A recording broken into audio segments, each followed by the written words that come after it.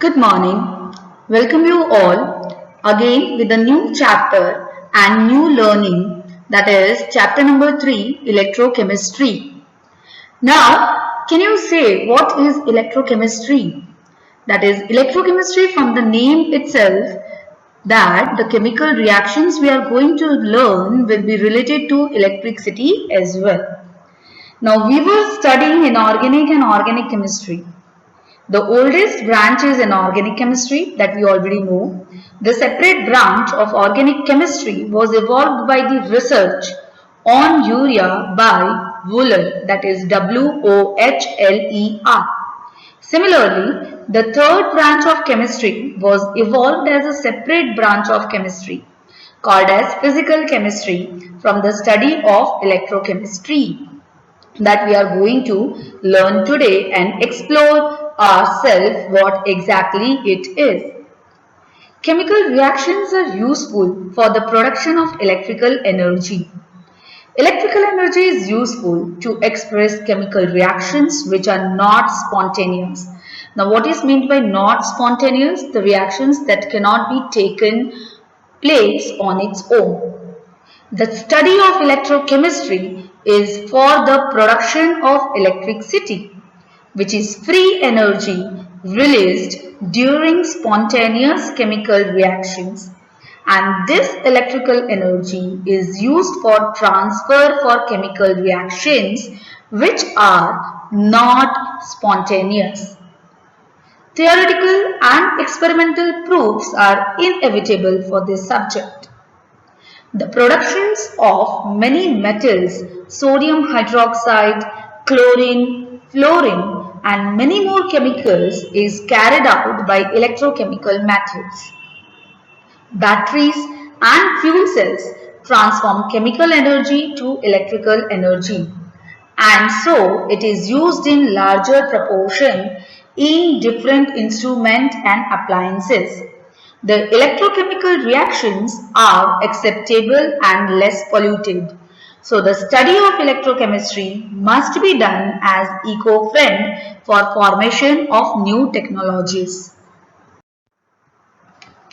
So I suppose you all are very much excited to learn about electrochemistry. So electrochemistry, it is the study of production of electricity from energy released during spontaneous chemical reactions and use of electrical energy to bring about non-spontaneous chemical transformations.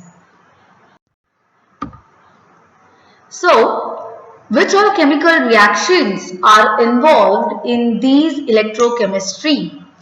In this, the complete redox reaction is involved to undergo these spontaneous chemical reactions. Here you can see we have an electron donor, one who is donating its electron, and this is the electron acceptor, where it is accepting is electron. And we have already learned that the one which is donating its electron, they are actually undergoing oxidation reaction, and the agent that undergoes the oxidation reaction, they are known as reducing agent. The agent that accepts the electron, so they are undergoing reduction reaction, and it is known as an oxidizing agent. In this case, you can see that oxidation and reduction reactions are taking place simultaneously. Therefore, this type of chemical reactions are known as redox reaction. Red is for reduction, ox is for oxidation. So, complete chemical reaction.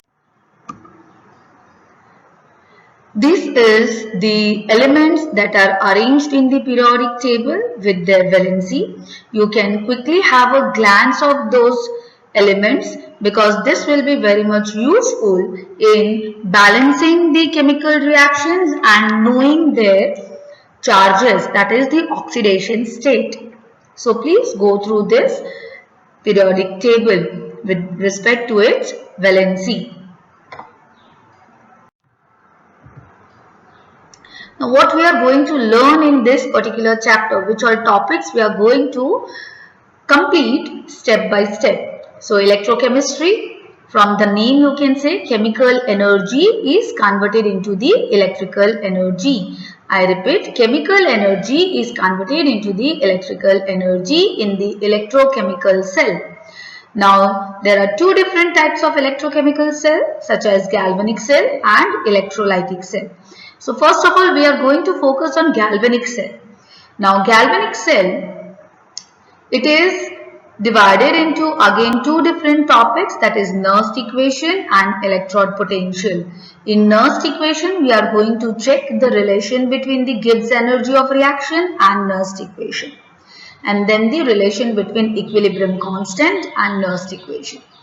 Similarly, galvanic cell, in galvanic cells as well comes under the batteries, fuel cells, and yes, of course, the corrosion, how the corrosion takes place. And in batteries, we have two different types of batteries, primary cells and secondary cells.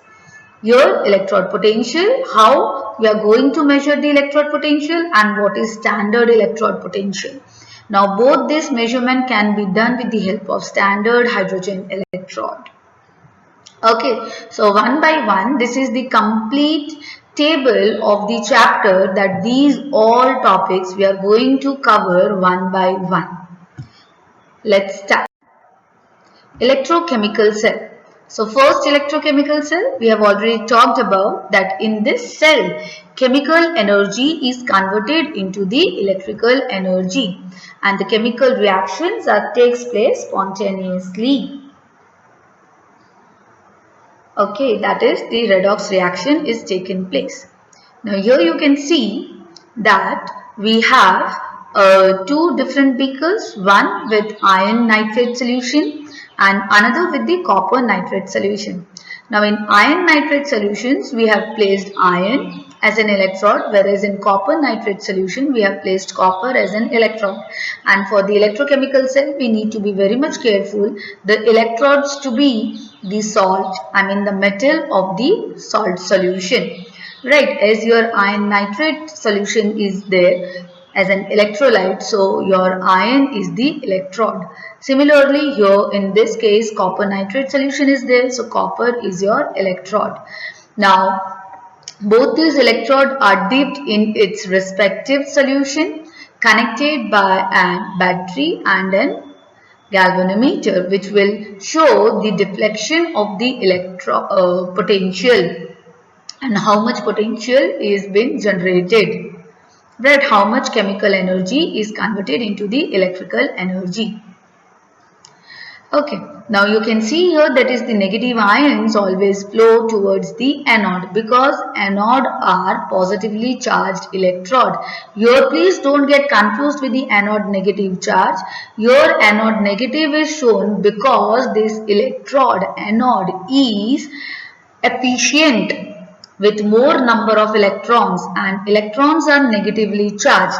That is the reason why here it has been shown anode negative and cathode positive, because cathodes are electron deficient and the one which are electron deficient, they have been shown by positive charge. Okay, I suppose it is clear. So your electrons, as anode is electron efficient, it has more number of electrons, so electrons are flowing from anode to cathode. You can also check that the flow of electron is from anode towards the cathode. Okay, and negative ions from the solution, is flowing towards the iron nitrate solution. Here you can see a U-shaped bent glass tube which is known as the salt bridge, which connects both these electrolytic solutions so that the chemical reactions takes place and it is able to maintain the electrical neutrality. Because it is very much necessary to occur a chemical reaction, the charges of both the sides should be maintained. If one of the charges, one side is more and other is less, then the reaction won't take place. We will quickly check how the chemical reactions are taking place. At anode means the oxidation reaction is taking place. Anode oxidation, cathode reduction. This we have already studied in grade 11. When iron is getting oxidized, it is converted into iron 2 plus ion by releasing 2 electrons. So the oxidation reaction has been taken place by loss of electron. Similarly, at cathode, reduction reaction takes place. The electrons that is released at anode, the same electrons will be gained by the cathode. Here you can check in this diagram, right, how the flow of electrons from anode to cathode is taking place. So what will be the net reaction? The net reaction will be at anode, that is iron solid plus copper ion. Those two electrons will be cancelled out, is producing iron 2 plus iron and copper as an solid. So iron, by this net reaction you can easily come to know that iron is getting oxidized whereas copper is getting reduced. Hence, in an electrochemical cell, redox reaction takes place. And this is the way how we represent this galvanic cell symbolically.